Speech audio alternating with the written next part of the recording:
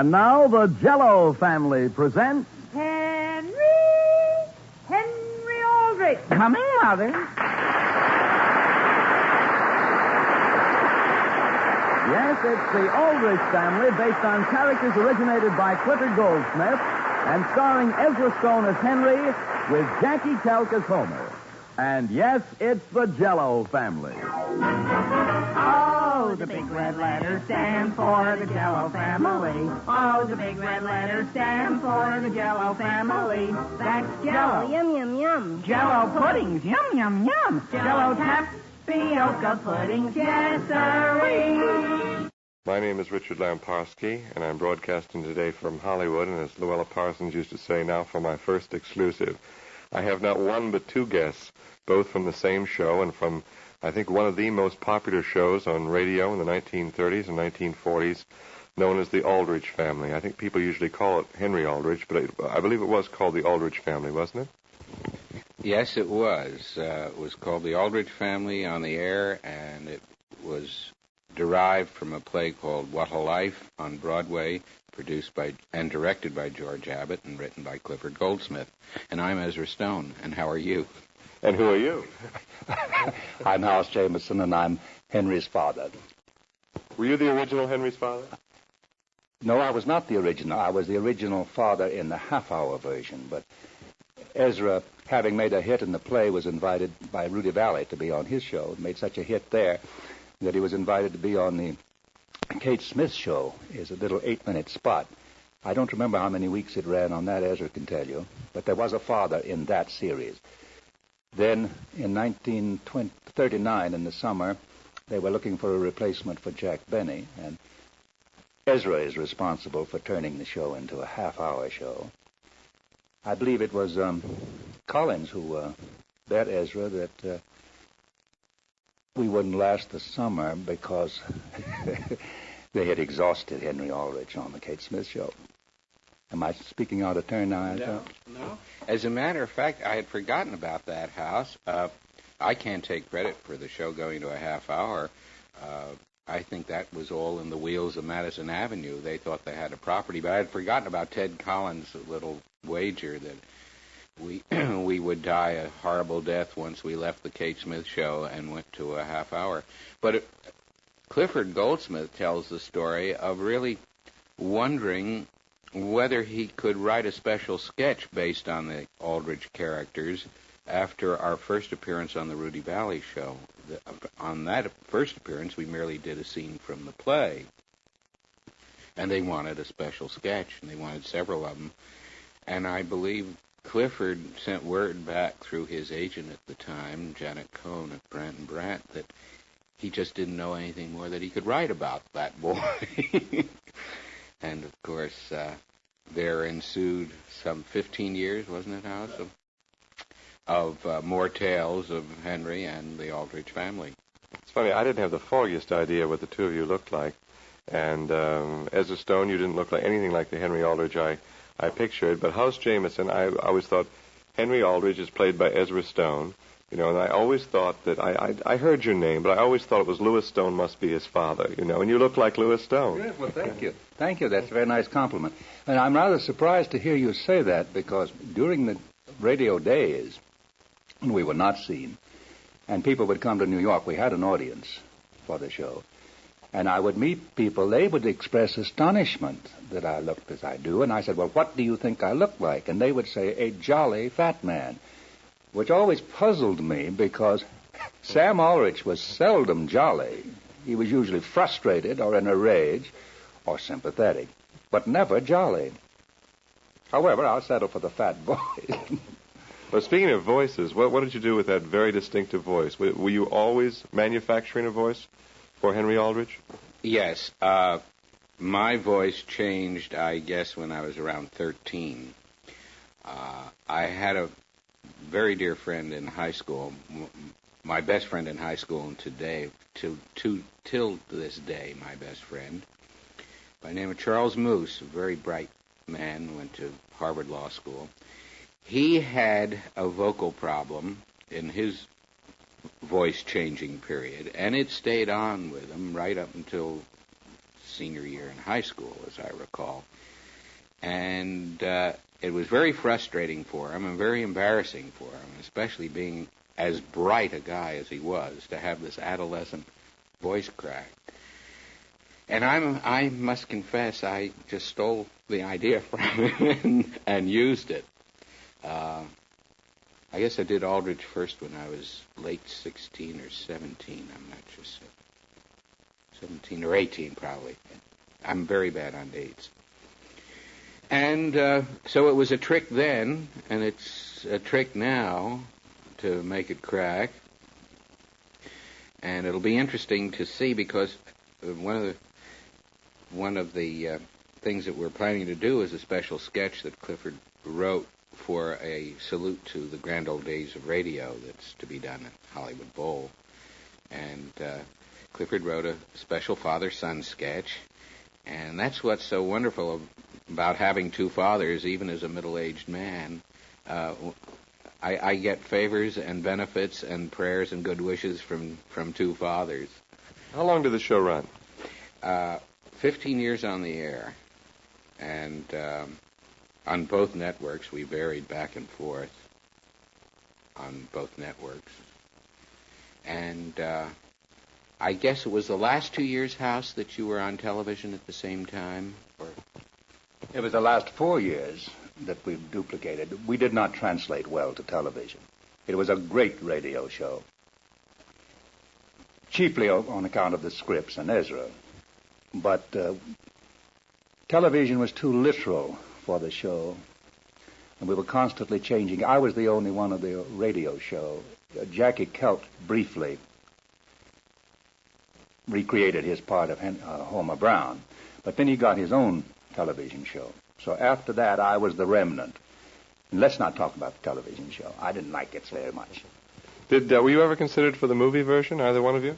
Yes, I was. I was tested for the movie version while I was in the play on Broadway. And Betty Field and I tested for it. They took Betty. They didn't take me. Instead, they did What a Life with Jackie Cooper. And then, this was at Paramount, and then someone at Paramount thought maybe they made an error, because the radio show then started to become very popular. And they brought me out to do a picture with William Holden called Those Were the Days at Good Old Siwash. And I played a kind of Henry Aldrich character, but as a freshman in Knox College in Siwash. And after that picture, they realized they had not made a mistake. And the few Aldrich pictures that followed subsequently, I believe, were done with Jimmy Lydon as Henry. You ever run into him out here? Haven't recently. I heard from his father-in-law, and I'm trying to think of the man's name, and I should be able to remember it because I know him fairly well. He's an actor. He married, Jimmy Lydon that is, married the woman who played Mrs. Aldrich in the series. Her first name was Olive. If you think of her last name, I can tell you her husband's full name.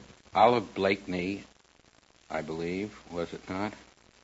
And her husband was Nadell? Bernard Nadell. Bernard Nadell, that's right. Well, the last I heard, Jimmy Lydon was producing films for Warner Brothers. Was he doing that when you saw him? I didn't know that it was for Warner's. I knew that he was in an executive capacity and doing very well. And this is interesting to me because Jackie Cooper, of course, is doing superbly well as vice president in charge of West Coast operations for Screen Gems.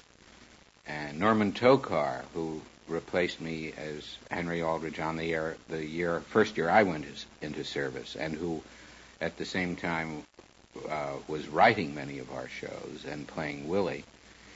Norman, as you know, is a very successful director doing excellent work over at Disney. Happiest Millionaire was his last, and I believe he's shooting something now. It must have been very good training for you doing radio work. You were such a young person, even though you'd done stage work before. Mr. Jameson or Mr. Stone, you want to comment on that? As training, I think everything's good training. This interview right here now has got to train us for something, someplace. I must admit, and perhaps raise an argument here with House, I was rather frustrated with radio. I enjoyed all the obvious benefits of radio, the limited amount of hours that I personally had to work as an actor on a half-hour show once a week. I think it was only 9 hours a week that I was really involved. And of course I enjoyed the salary, and I enjoyed the popularity that was part and parcel of the program. But I never really felt fulfilled creatively because I just was needed for 9 hours a week. So I always had lots of other activities, and as I look back on it, it wasn't really fair to the show. I would bring all my other activities into those 9 hours too, as House will well remember. I feel you have a comment, House Jamison. Well, I had forgotten until you reminded me. And the briefcases, the typewriters, and when he wasn't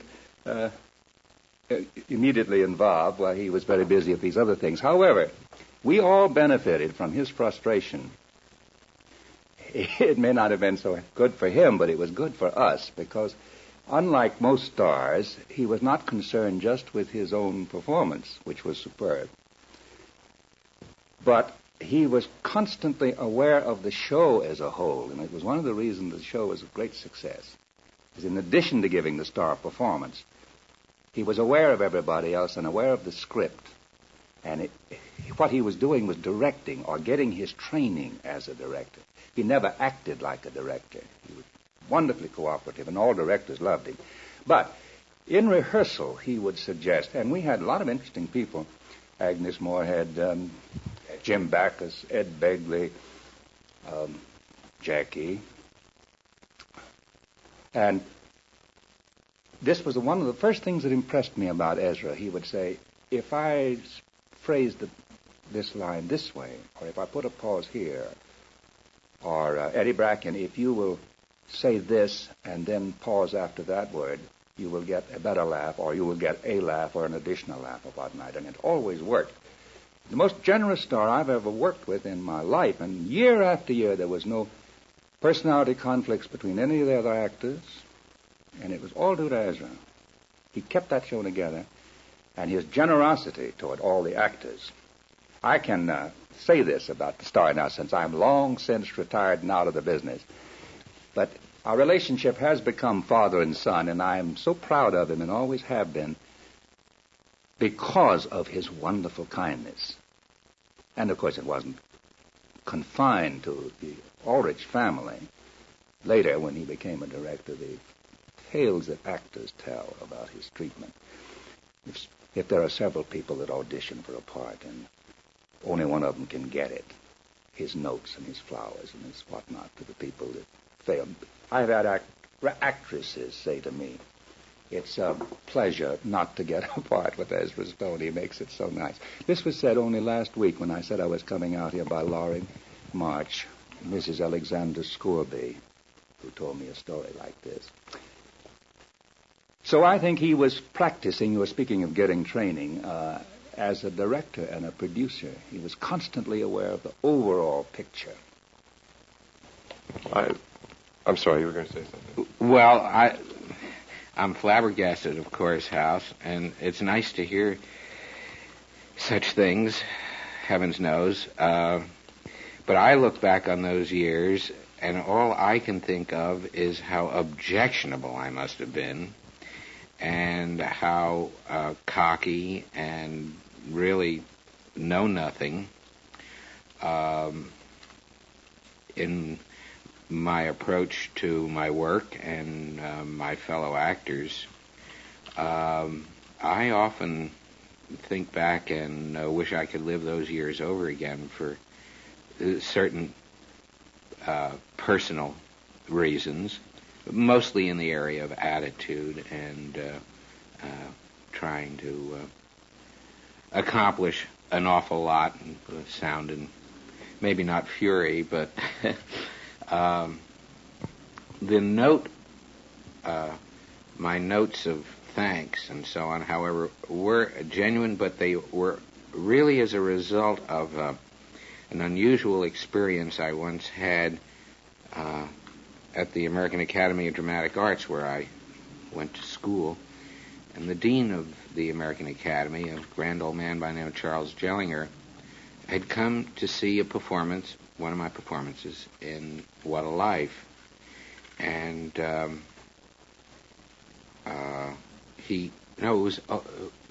forgive me, this was before he came to see me. It was opening night, and he sent me a telegram. And I was teaching at the Academy at the same time. I taught at the school the year after I graduated, and I had a class at 9 the next morning. And I was going up in the elevator with Mr. Jellinger, and I thanked him for the telegram. Whereupon he called me into his office and bawled me out and told me that I should always return in kind, and I should always thank people in writing for anything that I felt I was appreciative of their having done for me. So that was the origin of of my writing notes. Beyond that, having been an actor and having been turned down for jobs as often as I had been, I realized the greatest crushing thing is not just the rejection that an actor suffers when he doesn't get a part, but that kind of never-ending doubt as to why he didn't, or in fact if he got it at all, or whether most people in a hiring capacity in our business will want you and will want to consider you, interview you, audition you, and then very seldom will tell you when you don't have it. They'll only tell you if you have it, which seems to me terribly rude and inconsiderate of other people. As an actor and as a teacher, I tried to get my students to really dig around and find out why they didn't get a part, and knock out some of the bugaboos that we create within ourselves, where we start to make up the reasons why we were not acceptable for something, and then we constantly, with doing that, we really tear down our own confidence in ourselves and invent all kinds of things about ourselves that didn't exist, when the actual reason that you might not get a part might have been purely mechanical, like the phone didn't ring, didn't answer when they dialed it, and they needed someone in the next 10 minutes. So I've rambled on about that, but I want to get back to the father-son relationship that House talked about. I'm the son of a very domineering and unusual sort of man, and not that he loved me least, but he showed his love in very strange ways and not the usual obvious ways of affection.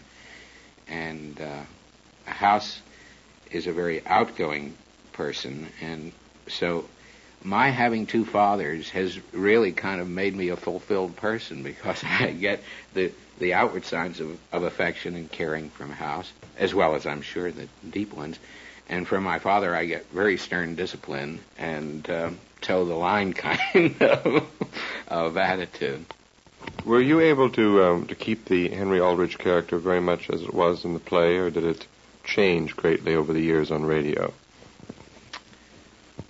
I think he was basically the same character, as House is agreeing. My boredom as an actor in long-run shows, and I had 3 long runs two prior to What a Life. I had a 2 seasons run in Brother Rat as the hazed freshman in that. I had a full season, a season and a half, I guess, in 3 Men and a Horse. And that's when I first went to work for George Abbott. So my getting in long runs produced in me a boredom and a naughtiness where I would never cease to invent more things to do on a stage to get more laughs, as House pointed out, and thereby more or less destroying the fabric of the play or the situation. Charles Jellinger, as a matter of fact, found out about this from Gar Kanan, who was also working for George Abbott. We were production assistants together for George Abbott. And Gar graduated from the Academy, and he and one of my favorite mentors at the Academy was Philip Loeb. Philip did the Goldberg series.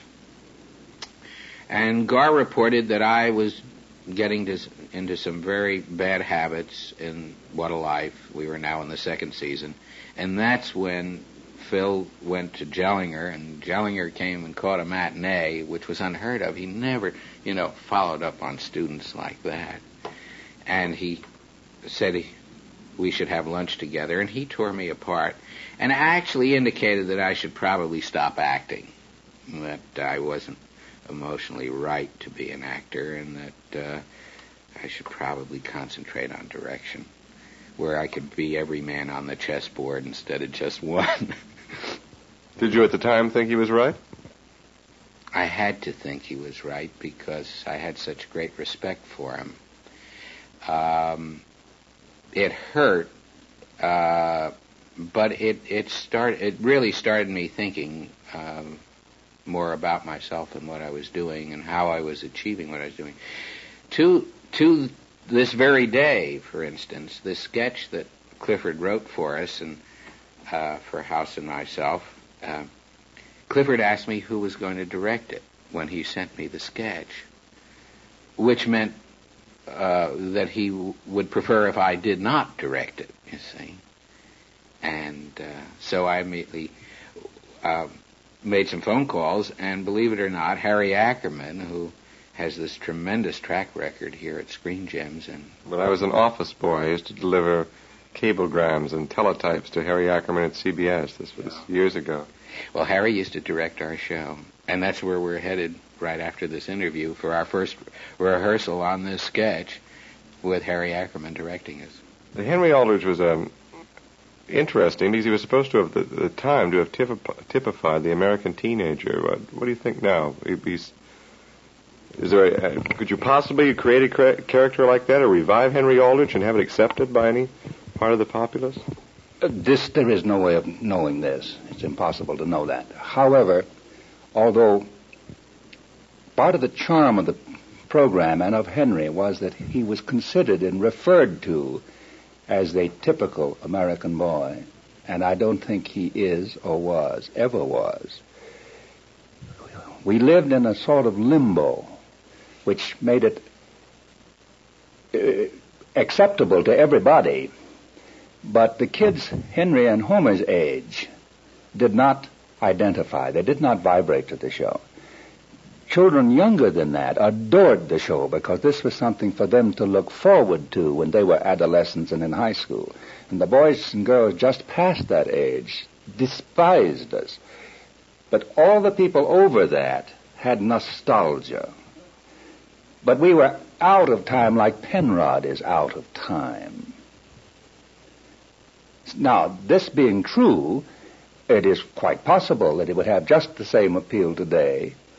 But I'm not so sure because the attitude toward youth and youth toward the world and politics and art and government and their elders are so different from the 30s and 40s that I'm not sure whether even the older people who loved the Aldrich family for nostalgic reasons, they might, unless we did it as a period piece. Well, I think the Aldrich family lived, as I recall, in a small town. Is that correct, too? Yeah. Yeah, it was a rather isolated life and a rather simple one, too, wasn't it? It wasn't a village life. It was a fair-sized small town. But Sam Aldrich wasn't out of work or anything, and he wasn't breaking strikes or anything like that. There was no social consciousness to it. Nor did Henry have any, as I remember. No, he didn't burn his draft card. Study in personal relationships and on the simplest family and boys and girls friendships terms. Mr. Stone, you were only a bit older than a teenager when you began playing it. How did you feel about the character as a young person? I thought it was a wonderful character. I felt I could identify with many facets of the Aldrich character. even to the house we lived in and the street on which we lived. It was I came from suburban Philadelphia when I went to high school. My home was in suburban Philadelphia, and my friends were very similar. Some were kooky, and some were, real sharp or real funny kind of people. And the boy himself, not being understood by his parents, or being over-understood, as the case may be, I felt in great accord. I ran away from high school to be an actor. I wanted to, get to New York and start on the road instead of going to college. And I felt a lack of communication with my parents, which was essentially the conflict with Henry and his parents. But it wasn't a disastrous lack of communication. It was, I guess we all regard it as a natural, normal phase in which the two generations have conflict and finally resolve them, and and this is the part of maturing. Maybe our problems today is not so much the problems of the younger generation maturing, but our generation refusing to mature and perhaps receding a bit. Ezra Stone, you live in Hollywood, and House Jameson lives in Newtown, Connecticut. How long have it been since you've seen each other? 2 or 3 years. We, from time to time, I was in Hollywood several years ago with a play, and we saw Ezra then, and then Ezra comes to New York on business, but we don't see each other as often as I would like. Sometimes years go by, but never more than 4 or 5. No, the last time we acted together was another case of father becoming dutiful father to transient son, and that was on an Eternal Light broadcast. NBC Eternal Light did a profile of my father, and I was playing my father from the time that he was an immigrant boy, just before he came to this country, to his present age of 80-some odd years. He's not sure how old he is.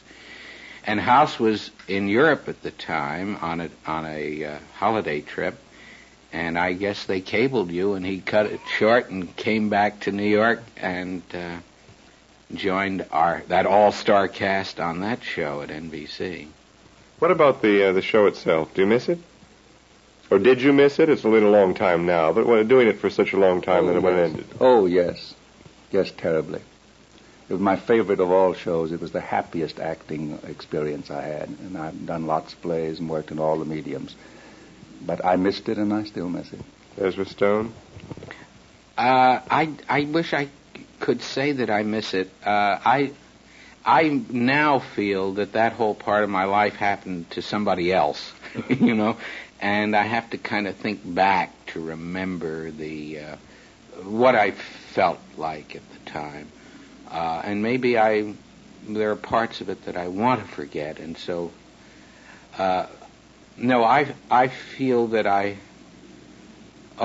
blessed the day it happened to me, and it was a real fluke, ever becoming that kid and winning national acceptance. But the momentum of that endeavor is what keeps me going today, certainly, and I don't think there's a thing that I do that I can't trace back to some relationship or something that I drew from that experience. What are some of the other radio programs you did? Other than Henry Aldrich, I know you've done others, and I seem to recall even a running part that you had, Ezra Stone. Am I wrong? No, after Aldrich, and during Aldrich, I was mostly doing personal appearance kind of other shows, although Corwin, I did several Corwin workshop things and benefits. And before Aldrich, I was just a kid actor on radio shows, mostly out of Philadelphia, the Horn-Hearted Children's Hour, and a couple of youth series in New York. But House has got the credits in that department. Okay. Well, I suppose they are most of the radio shows that originated in New York from the early 30s on up until radio ceased to have that type of show. For 8 years, I was Dr. Benjamin Ordway on The Crime Doctor on Sunday nights. And I did a kid's show called Renfrew of the Mounted. I was Inspector I remember Renfrew. that very well. And then all the rest of them as in and out parts. And all the soap operas, Portia, the other wife and the other husband, and Mrs. Wiggs of the Cabbage Patch. And then the evening shows would have sketches occasionally, frequently on the Kate Smith Show. Cavalcade of America quite frequently. Oh, all of them. Thousands of them I've forgotten. House Jameson and Ezra Stone are going to do a skit on the Frank Duvall tribute to the golden days of radio in August 1968, when it's long after before this program is heard. But I think Frank Duvall's the producer. I want to ask you, are you going to use that memorable phrase that was a household expression, coming mother? Yes, I'm afraid so. I mean, it's either a great way to come on or a great way to get off.